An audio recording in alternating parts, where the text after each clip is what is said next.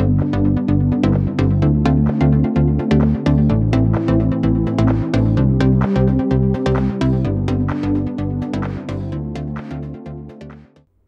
welkom by Gemeente Sonder Grense. Hier waar jy maar jou koffie mag mors. Vandag sluit ons af met ons reeks uit Efesiërs en die tema van ons reeks is immuniteit. Hoe wil jy eendag onthou word? Partykeer sit ek en dink, hoe sal ek wil hê mense moet my eendag onthou? Sommige mense maak groot deurbrake in hulle lewens. Hulle ontdek nuwe dinge. Lê die fondasie vir die ontwikkeling van toekomstige dissiplines. Ons was weg vir so 'n paar dae. En terwyl ons weg was, vertel ek vir my jongste dogtertjie van Gregor Mendel se groot werk wat hy gedoen het as monnik en hoe hy die fondasie gelê het vir moderne genetika. Dis waarvoor hy onthou sal word. Die uitvindsels van ander monnike was ook fenomenaal. Van brille, champagne, die ploeg, meganiese horlosies en baie ander dinge. Hulle het vir hulle naam gemaak. Nie dat dit hulle bedoeling was nie. Maar wat sal ek agterlaat waaraan mense my kan onthou? Sommige mense skryf boeke. Ander skilder prentjies. Party vestig wêreldwye maatskappye en sommige maak fantastiese musiek en laat kunswerke na wat in die musiekwêreld. Party word groot staatsmanne en wêreldleiers. Maar wat kan ek doen om my naam te laat voortleef? Waarop behoort ons fokus te wees? As ek so nadink, dan onthou ek die aanhaling wat toegeskryf word aan graaf Nikolaus von Zinzendorf. Maar niemand weet of dit regtig hy is wat dit gesê het nie. Preach the gospel, die and be forgotten. Nou, as hoof van die Morawiese sendingorganisasie was dit blykbaar 'n manier waarop hy sy sendelinge gemotiveer het om hulle fokus te behou op dit wat die belangrikste is, naamlik die verkondiging van die evangelie. En ek hou nogal daarvan. Maar waarvoor sal jy onthou word? Ek het vir meeste van julle slegte nuus. Oor ongeveer 4 geslagte gaan niemand jou meer onthou nie. Dit geld vir die meeste van ons. As iemand nie vir jou 'n standbeeld gaan oprig nie, is die kanse goed dat mense nooit weer aan jou gaan dink nie. Ek lees vir die gemiddelde persoon neem dit so tussen 1 en 3 generasies voordat hulle heeltemal vergete is. Natuurlik is daar sommige dinge wat 'n rol sal speel dat mense jou beter sal onthou. Dalk skryf jy 'n boek wat mense sal lees en aan jou sal dink. A.W. Tozer het byvoorbeeld 'n boek geskryf oor gebed wat ek onlangs gelees het. 'n Pragtige boekie. En hy het gelewe van 1897 tot 1963, die jaar voordat ek gebore is hy oorlede. Maar ek onthou hom want hy het wonderlike goed geskryf. Maar wat gaan jy doen om nie vergeet te word nie? Wat 'n legacy, nalatenskap of erfenis gaan jy agterlaat? As jou kinders en jou kleinkinders dood is, wie gaan jou dan onthou? Is dit regtig nodig om onthou te word? Wie van julle onthou vir Edward Kimball? Kimball was a Sunday school teacher at the Mount Vernon Congregational Church in Boston, where Moody attended after moving to the city. En onthou jy vir D.L. Moody?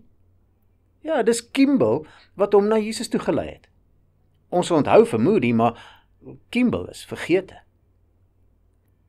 Weet jy wie was Reverend Robert Eaglin? Hy was immers 'n predikant, 'n reverend. Dis een van sy preke wat vir Charles Haddon Spurgeon tot bekering gelei het. Weet jy wie was Johann von Staupitz? Maar jy weet wie was Martin Luther. En dit was Staupitz wat Luther tot bekering gelei het. Nou as jy my ken, dan weet jy wie R.C. Sproul was. Hy was een van my grootste mentors. Maar wie het hom na Jesus toe gelei? Mense, ons weet nie eens wat sy naam was nie. maar hy was 'n medestudent. En hy was besig om Bybelstudie te doen in die kafeteria toe hy vir Sproul nader roep. En hy gee vir hom 'n versgedeelte, Prediker 11 vers 3.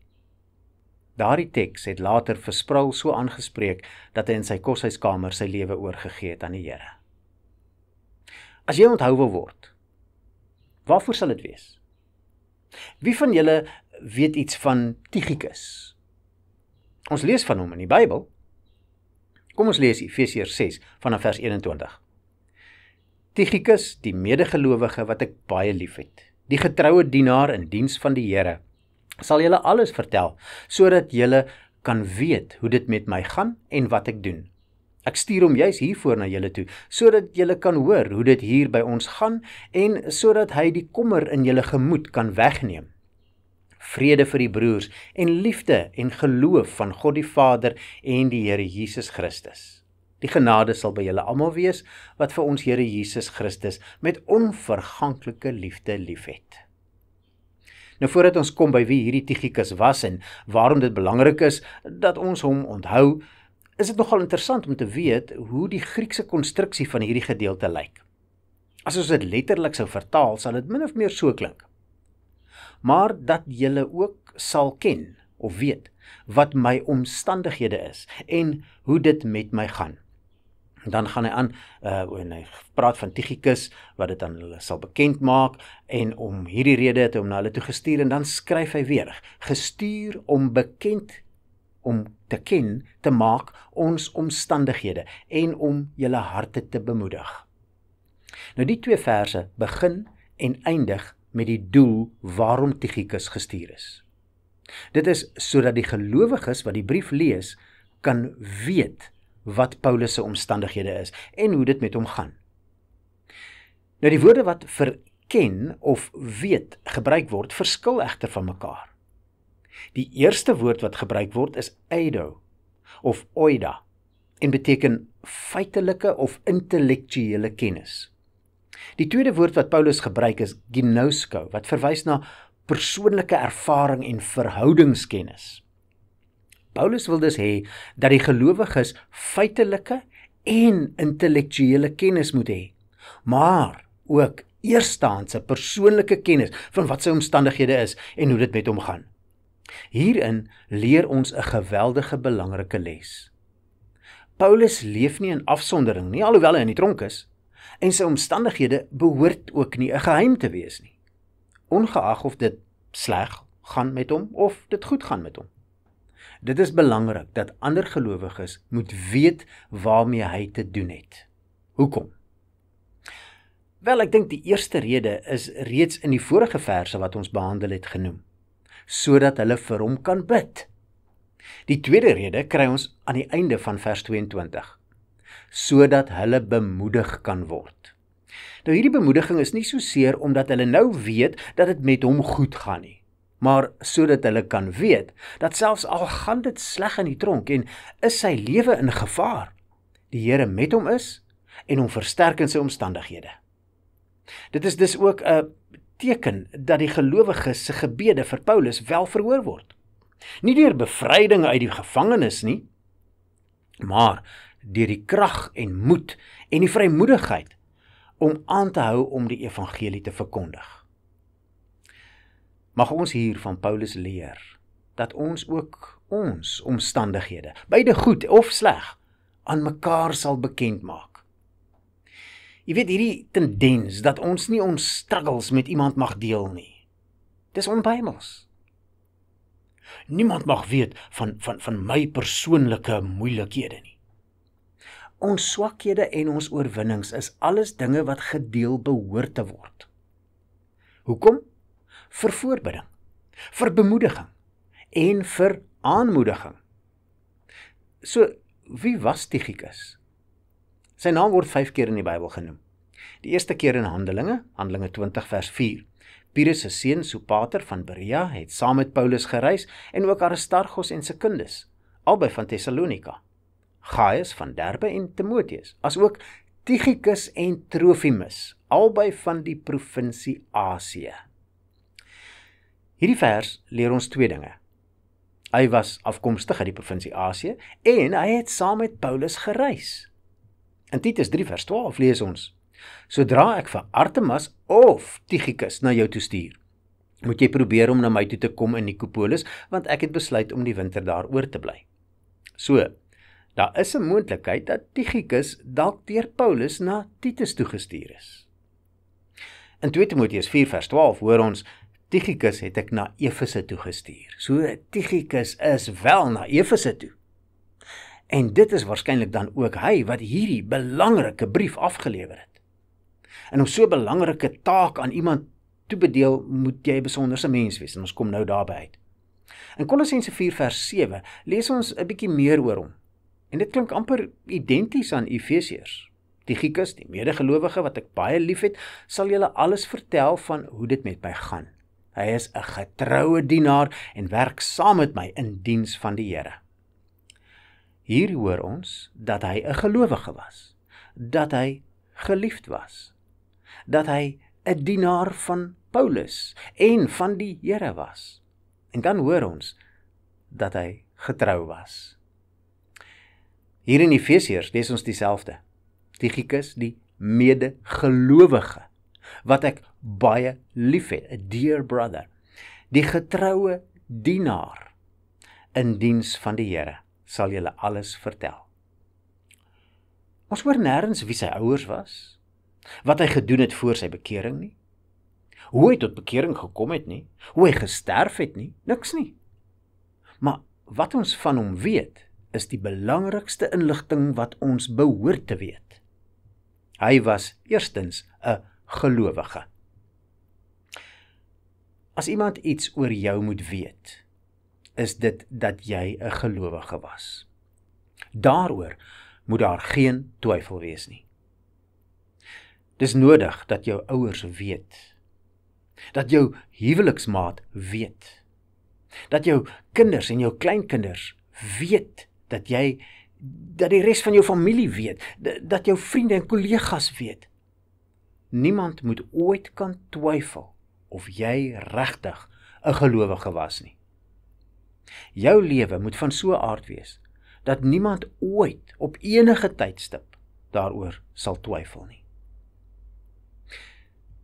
Dink 'n bietjie wat op jou begrafnis gesê gaan word, en leef dan so, dat niemand ooit sal nodig hê om op jou begrafnis te lieg nie. Dis die belangrikste van alles. Dis ook die grootste troos vir almal wat agterbly. Leef so, dat mense van jou sal hou. Ja, dat hulle jou sal lief hê. Ek weet 'n mens kan nie altyd almal tevrede stel nie. Ons is mense en ons maak foute. Maar as mense nie van jou hou nie, maak seker dit is oor die regte redes. As hulle nie van jou hou nie omdat jy te veel bid, omdat jy te veel preek, omdat jy nie saam wil jol nie, dis oukei. As hulle nie van jou hou nie, omdat jy hulle aanspreek oor hulle sonde, dis dit ook oukei. Probeer dit net op so 'n manier doen, dat dit liefdevol oorkom. Maar daar is selfs 'n nog belangriker ding, waaroor mense jou moet onthou. Tychicus was bekend as 'n dienaar. Hy was iemand wat Paulus gedien het, en vir wie Paulus kon rondstuur met boodskappe en om sekere take, belangrike take, te verrig. Maar hy was veral 'n dienaar van die Here. Hy was in diens van God self. In wie se diens is jy? Sal mense jou so onthou? Selfs al is dit net een generasie wat jou onthou, sal hulle jou onthou as iemand wat die Here gedien het. Nie net geglo het nie, maar gedien het. As jy vandag sterf, sal mense jou onthou vir die dienswerk waarmee jy besig was toe jy dood is. Maar dan kom ons by 'n volgende kenmerk, waarvoor Tychicus baie bekend was: getrouheid. In Kolossense en in Efesiërs word hierdie kwaliteit van Tychicus genoem. Paulus sê dit nie direk van die ander mense nie, maar hy sonder Tychicus uit as iemand wat getrou is. Wow, nice vir jou Tychicus, jy's die getroue een. Wel, ek is die liefdevolle een. Of die vriendelike een. Ja, jy's die getroue een, maar jy weet, ek is die een wat vol vreugde is. Jy's die getroue een, maar ek het goedhartigheid. Ons het maar elkeen ons eie ou sterk puntjies. Gelukkig hoef ons nie almal getrou te wees nie. Nee. As jy so redeneer, het jy iets gemis in jou stilte tyd. En in jou Bybelstudie. Of miskien het jy nog nie genoeg preke gehoor oor die vrug van die Gees nie. Wat leer die Bybel ons oor getrouheid? Galasiërs 5 vers 22 sê, die vrug van die Gees daarteenoor is liefde, vreugde, vrede, geduld, vriendelikheid, goedhartigheid, getrouheid. Jy's tog veronderstel om liefde te hê. Almal van ons is veronderstel om liefde te hê, vreugde te hê, vrede te hê en ook getrouheid. Jy is veronderstel om hulle almal te hê. Dis die gawes van die Gees wat verskil, nie die vrug van die Gees nie. Die vrug is vir ons almal. En daarom kan ek vandag vir jou vra, hoe lyk jou getrouheid? As ons vandag jou begrafnis hou, sal mense wat jou geken het na vore kan kom en sê, jy weet, hy of sy was waarlik getrou in alles.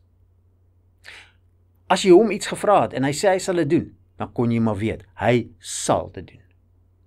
As sy gesê het, sy sal daar wees op daai tyd, dan kon jy maar weet, sy sal betyds wees. As jy vir hom werk gedoen het, jy hoef nooit te bekommer of hy jou sal betaal of nie. Sy betaling sal altyd betyds wees. As sy aangebied het om 'n werk te doen, dan kon jy maar weet, sy sou haar beste gedoen het.